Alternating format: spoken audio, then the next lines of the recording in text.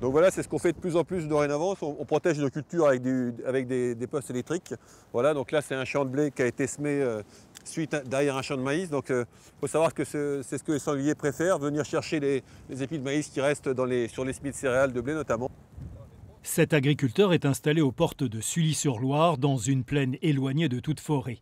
Il est éleveur laitier et dispose de 180 hectares de terre avec des céréales et des pâturages. Il y a 10 ans, les sangliers étaient quasi inexistants ici. Ça fait 3 ans ici qu'on est un petit peu embêté par les sangliers. Et là, depuis 2 ans, c'est devenu exponentiel, je dirais, parce que les dégâts sont croissants. On va avoisiner entre 15 et 18 000 euros de dégâts. Voilà. Bonjour Céline. Bonjour Président. Alors, ça, c'est des dossiers qui sont en attente de règlement ou réglés? C'est réglé. Ça, c'est des dossiers qui sont réglés. Là. Voilà. Les dégâts de sangliers sont devenus tellement massifs dans le Loiret que la Fédération départementale des chasseurs est en alerte rouge. Pour la seule année 2022, 1600 dossiers d'indemnisation ont été traités dans ce bureau. Ils sont parfois accompagnés de très belles photos de quadrupèdes se prélassant dans des champs de blé ou de maïs.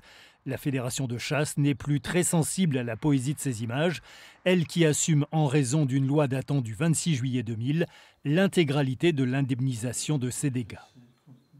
La facture globale, donc du 1er juillet 2021 au 30 juin 2022, 2,8 millions, alors que les années précédentes, on tournait à 1,5 million, 1,8 million. Voilà. Là, 2,8 millions, ça devient, on ne peut plus. On est au bout du bout, là. Ça a commencé à être fouillé ici, en fait. Juste sur le bord de route. L'Office français de la biodiversité, héritier de l'Office national de la chasse, est le témoin privilégié de la prolifération des sangliers. Il effectue chaque année une estimation des populations.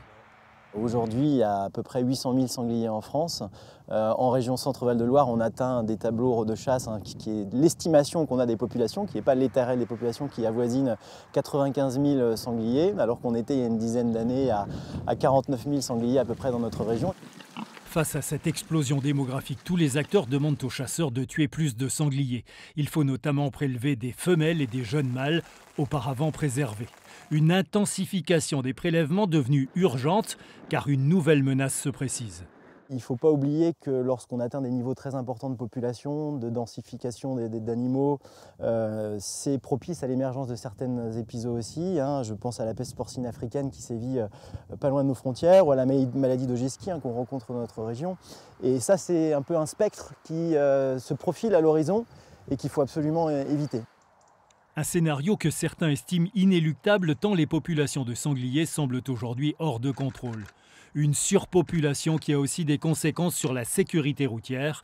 Les collisions de grands animaux, très majoritairement de sangliers, représentent plus de 60 000 accidents chaque année en France.